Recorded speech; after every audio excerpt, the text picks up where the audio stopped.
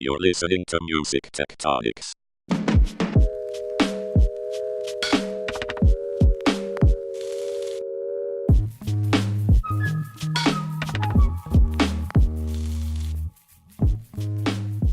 Welcome back to Music Tectonics. I'm your host, Dmitri Vietze. We go beneath the surface at Music Tectonics looking for the seismic shifts that are changing how we do business in music, how music fans enjoy music. And I'm so glad you could join us again. We're on a little bit of a Music Tectonics at Midem focus. I'm about to head to Midem in a couple of days here as we record this. Here in Bloomington, Indiana, it's rainy, and even in our studio, you might hear a little bit of the rain. But you may have heard our last episode in which we had the director of Midem talking about Midemlab. This week, we have Marjorie Paillon from Tech24 on France 24. Marjorie's a host and producer there. She also has her own production company called I Love Productions, and she's moderating at Midem. She's also a jury member at Midemlab. So we thought we'd get another perspective on the Midemlab, which is the startup competition at Midem, which is the 50-year plus conference that's been going on in Cannes, France for the music industry. Marjorie, welcome to the show. Hi, Dmitri. Thank you so much for being here. Hey, let's just kick it off so people know where you're coming from. Tell us about Tech24, France 24, and what you do. So basically, France 24 is an international news network. We do air globally in French, English, Arabic, and even Spanish now. And Tech24 is the technology or innovation magazine on France 24. Well, we have to take into consideration the fact that, to me, tech is definitely not about technology itself. It's definitely about change. It's definitely about disruption, about any type of transformation technology is providing to politics, to the society itself, to culture, to the way we see climate change and all those type of topics. And now every single story has a tech angle, right? Absolutely. That's really cool that you have that broad perspective, and I like the way you framed it. So our listeners are worldwide, but many in the United States. If you don't mind, can I ask, what's the tech scene, and if you're comfortable commenting on the music scene like in France these days? Are there any ways that you think it differs than what you hear about in the US? So again, I'm definitely not a music expert here, but to me, it's more about the way that the music market and industry is, of course, becoming more and more global. And probably it's about tech and the fact that users and consumers are definitely using more and more technology to actually access to the music love, and the fact that this music are definitely or the music itself is definitely more viral every single second. I mean, we love to share music that we love. We love to talk about it on social media. We love to actually comment about the music and the tunes we want to share with our communities, friends, family online. And I guess that maybe the music industry is not that different from countries to countries, but again, it's definitely not an expert type of perspective here. It's more about a music lover and user type of idea on the music market. How are people listening to music in France? What services are they using? What do they talk about in terms of streaming services or platforms? Well, mainly Spotify. We're of course Spotify is definitely European, right? But it's definitely more about the fact that nowadays we're not going to make a huge difference between services we're using to access music. It's more about the fact that, again, music this viral type of power, maybe even more than television itself, that you can listen to a song in any language globally, worldwide, and would definitely have this instant type of feeling that you like the music or not.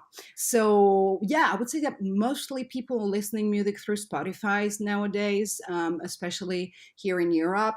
But then, I mean, there's a lot of things happening when it comes to YouTube and YouTube Music, of course. And the other platforms, actually, there's this huge vibe when it comes to teenagers on TikTok. And I think that, again, it's definitely more of a global type of phenomenon than anything, right? So I think also that the next audiences or consumers or users for music are definitely like hiding in a place or on a social platform that we still don't know about. And that's the beauty of tech here, that the fact that, I mean, at some point, some great artists can spur from one platform that you never heard about before, and actually the fan base is going to do the job for the artist, like spreading the word, spreading actually the music out there, and maybe the next big thing in terms of platform is still, on its way. Right. Yeah.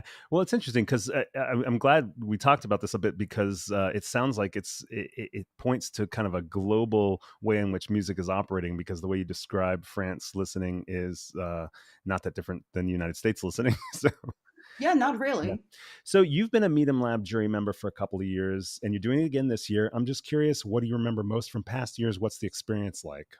Well, the fact that probably, and again, is going to come back to the perspective I might have on the challenges the industry, the music market, and the music industry had to face over the past few seasons. But we're seeing a lot of super interesting startups in this landscape here. I mean, I can remember over the past 3 years. Yeah, it's going to be about the fourth season. I'm actually jury member Oh, at wow. Midemlab, and we have so many different categories here in terms of jury competition. We have education, we have IoT, we have specific B2B, more like type of startups working for the industry itself.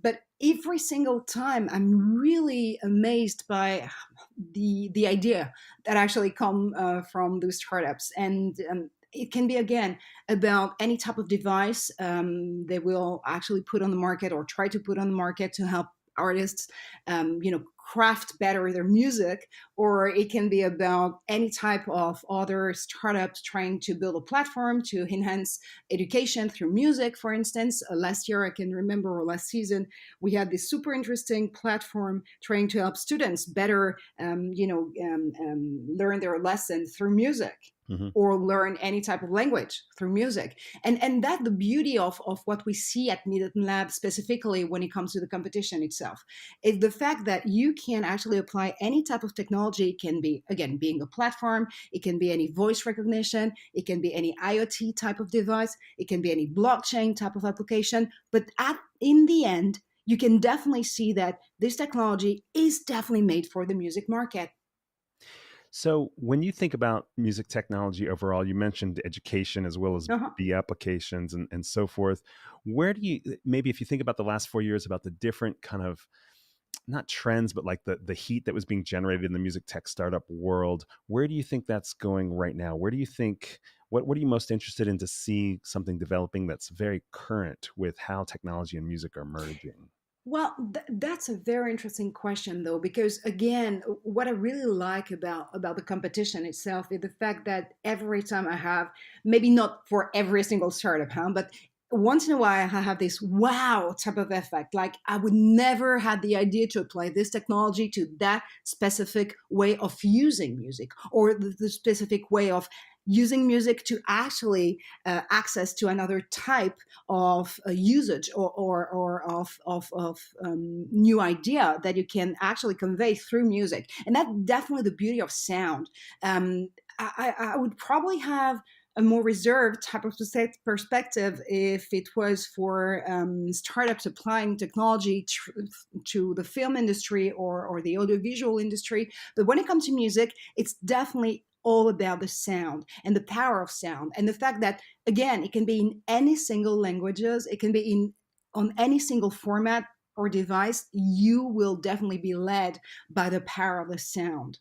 And when it comes to music merging with technology, well, actually, the music industry has been facing it over the past 10 seasons, maybe. Um, of course, it's been super difficult for the music market to take it at first. I mean, they've been under disruption for so long, but it probably have been over the past 3 to 4 seasons that they actually got it. Like they actually acknowledge the fact that they had to be a little closer to their fan base, a little closer to people actually using and consuming music. And that was how they actually solved the equation. If you definitely pay attention to your audiences, again, they can be users, consumers, fan base, where that and all of those parts of our 24 hours in a day, right?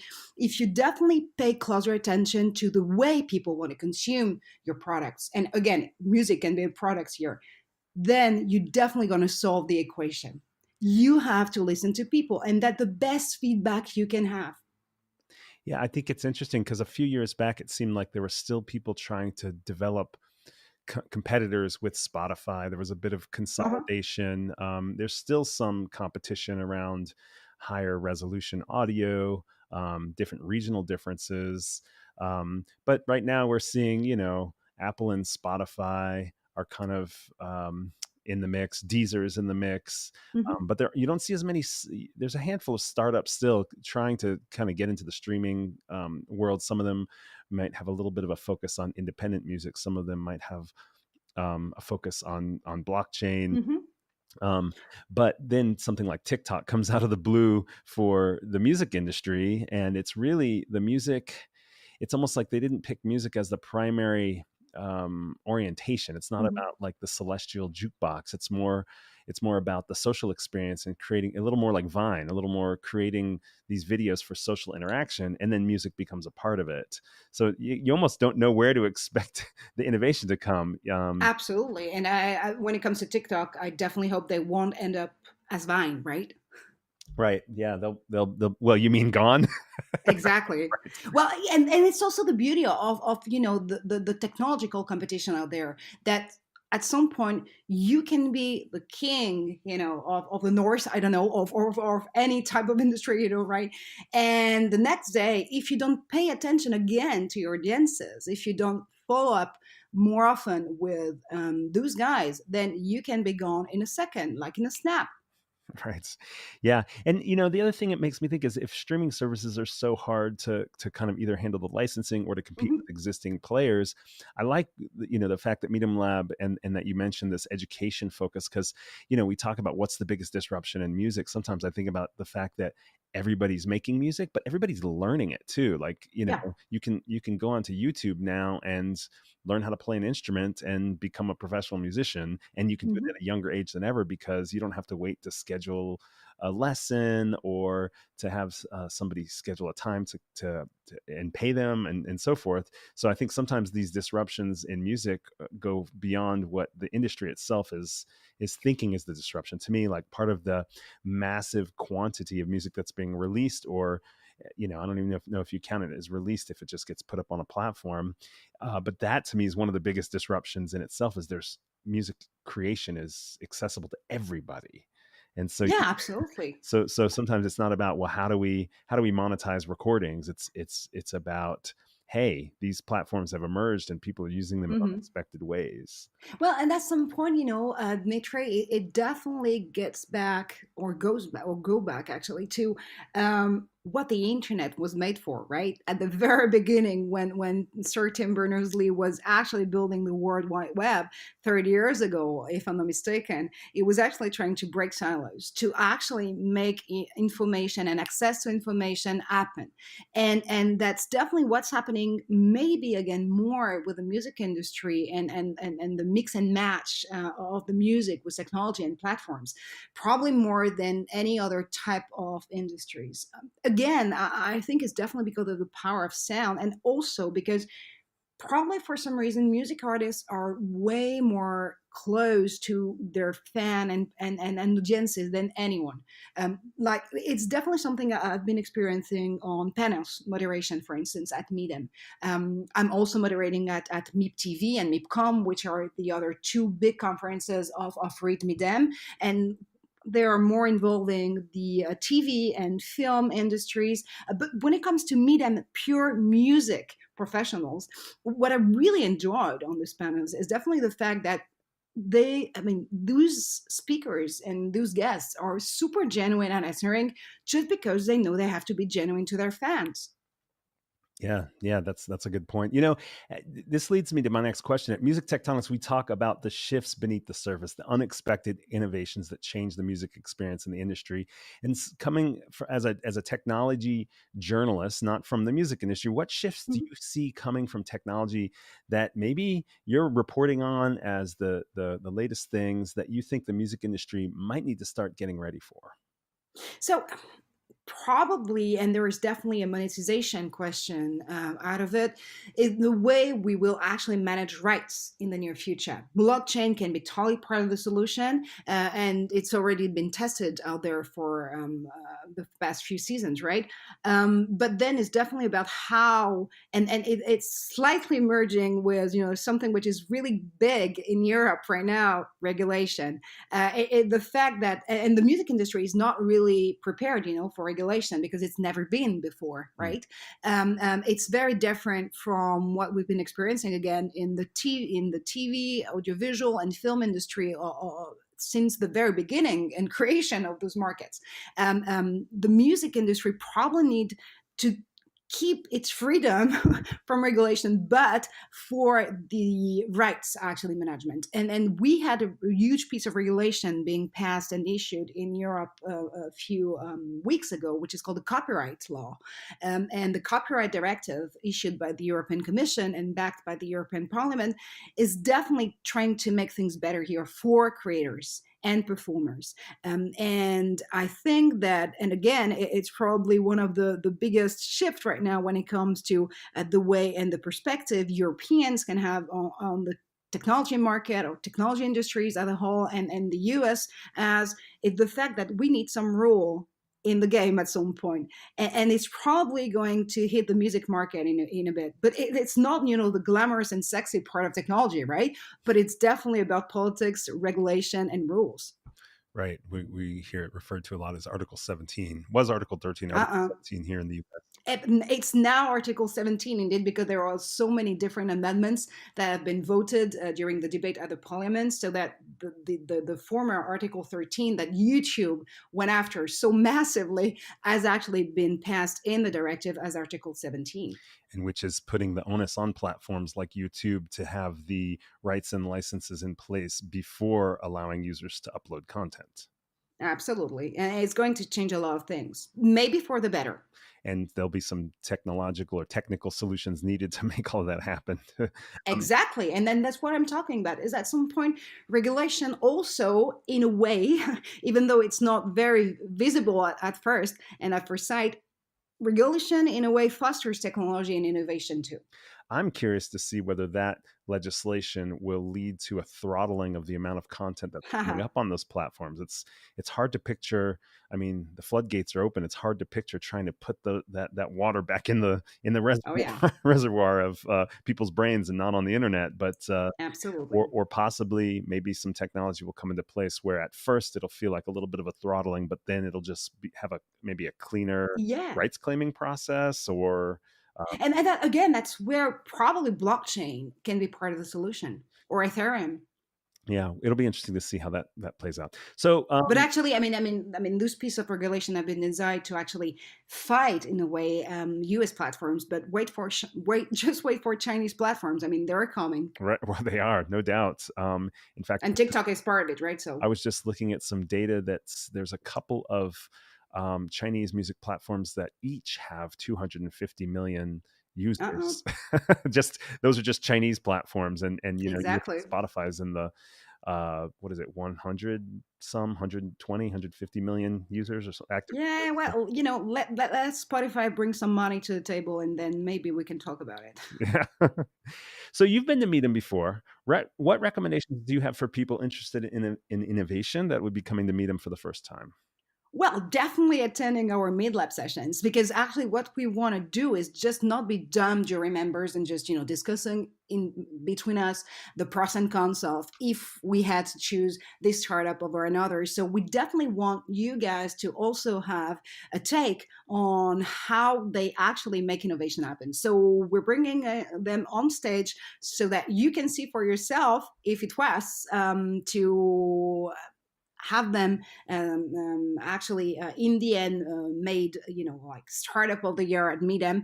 But again, it's about very specific and very various type of feature they're actually going to apply their technologies to. So again, it can be about education, IoT, B2B. It can be also AI, empowering music creators to better, stretch their music throughout a video or something. So there's a lot to see. When it comes to other part of innovation, of course, you have like tons of super interesting panels to attend to.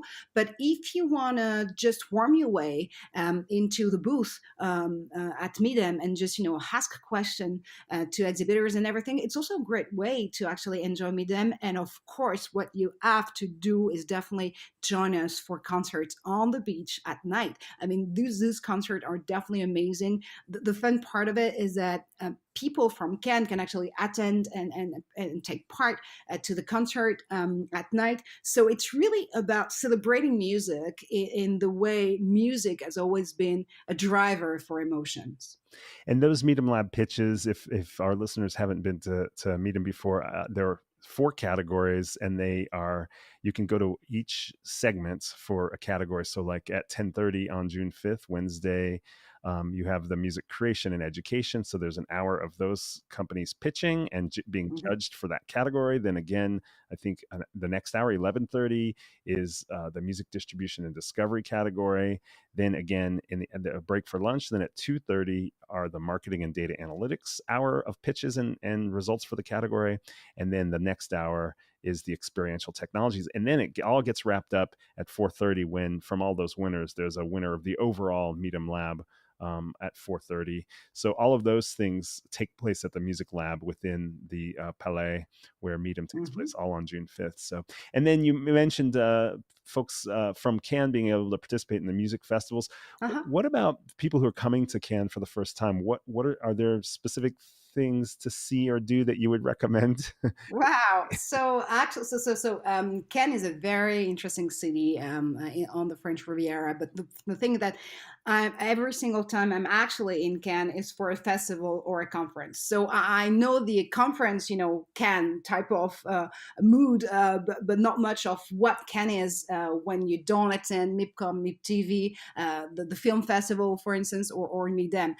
Well, what you definitely have to do, because it's so French and so Rivieran in a way, is definitely have a coffee on the beach, on one of these beautiful hotel beaches out there. I mean, it's really amazing. If it's not raining, because that's a tricky part when it comes to Cannes. Of course, again, we love to think that it's sunny every single time we're actually coming to Cannes, but sometimes it's not. Sometimes it's raining, so you have to buy an umbrella. You have to, but actually, no. I'm just kidding here. What you really have to do when you're in Cannes is definitely try to take some time off the Palais des Festivals, the Festival Palace, because it's definitely where every part of the conference is happening. But sometimes you have to take a break from the palace and just relax, enjoy the sea and the beach and the nice view of Cannes, and just hang out maybe to one of the most typical hotels in Cannes, such as the Majestic or the other one from Barrière. It's definitely something you have to do just for one coffee, and you'll be happy to do. Well, it's a good point. Actually, there's a lot of great stuff happening in the Palais, but you'll also see a lot of people taking meetings in those hotels along the beach. Exactly. And what was super cool is that they can go to meetings taking a walk to on the Croisette, which is just super also symptomatic of what Cannes is. I mean, if you just take this walk to the beach through the Croisette, you're going to see most of what you can take away when it comes to Cannes. So I'm going to ask you, Marjorie, have you ever been all the way up to the top of the Sukkot, the old part of Cannes? Nope, never. Okay, so I know that's a shame. I challenge you. That's my favorite thing in Cannes is you take this winding cobblestone road. It starts with lots of touristy stores and actually some restaurants that are in buildings that are hundreds of years old, all the way to the top. And at the top, there's a church with the most beautiful view of the harbor, of all the boats, and you get to see all of Cannes. So that's my secret recommendation for visiting Canada. Okay, so actually on June 5, you have to take me there. Okay, let's do it. So we're going to wrap up, but is there any message you'd like to say to the Midemlab contestants that are competing this year? Well, I'm pretty certain they've been, preparing a lot for this competition. And again, if you actually made it to the Midemlab startup competition, you're great enough to actually have what it takes to, instantly make a thing that your product or device or platform or service is probably going to find a market at some or users at some point. But again, what you have to bear in mind is that you are creating a product or service to actually solve a question or problem when it comes to music fan base or to music creators or to the music industry as a whole. But you really have to come up with a solution, and it can be through super high tech type of solutions or low tech type of thing. But at some point, you have to come up with an idea that is going to solve a question or solution. But it can apply to any type of sectors, right? Or industries when it comes to startups. But again, to me, one thing which is going to be kind of crucial this season is to try to see how those guys can scale. Because I mean, we've been having this debate in France for the past few months about being a startup nation. What's even best than being a startup nation? Being a scale-up nation. And I really want to see from those guys what they actually have in mind when it comes to growing, expanding, and not just sticking to the very first plan they had entering this music market. What are their perspective when it comes to growing, expanding, and make it to scale up?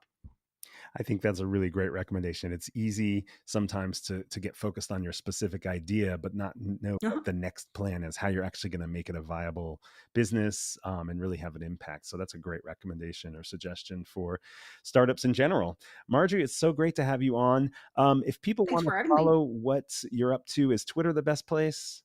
Well, actually, so it's definitely going to be handled under my name, Marjorie Paillon, which sounds super French at some point here for some reason. But it's actually going to be on Twitter, Instagram, Facebook, or any social platform. I'm not on TikTok though, but I probably should be in a few weeks from now. Well, take a look at our show notes if you're listening to this and you want to get Marjorie's name spelling and her handle exactly. on social media. We'll have it on the. That's the trick here. Yes, exactly. So thanks again for joining, Marjorie. Please take a look at musictectonics.com. Again, the show notes will have some information about how you can connect with Marjorie. You can also sign up for our newsletter where you can find out about future podcasts, also blog posts. We post news from around the industry and also original content as article forms that are totally separate from the podcast. And you can learn about the Music Tectonics Conference, which is taking place October 28th and 29th in Los Angeles. And if you sign up for our newsletter, you can get a $50 discount on registering for the conference. And before you end this podcast, make sure to subscribe on your favorite service, whatever you're listening to right now, Apple Podcasts, Stitcher, whatever it is. We're now on Pandora. We're one of the first podcasts on Pandora, certainly one of the early music technology podcasts there. Make sure to subscribe and tell folks about it. Thanks for joining us. You're listening to Music Tectonics.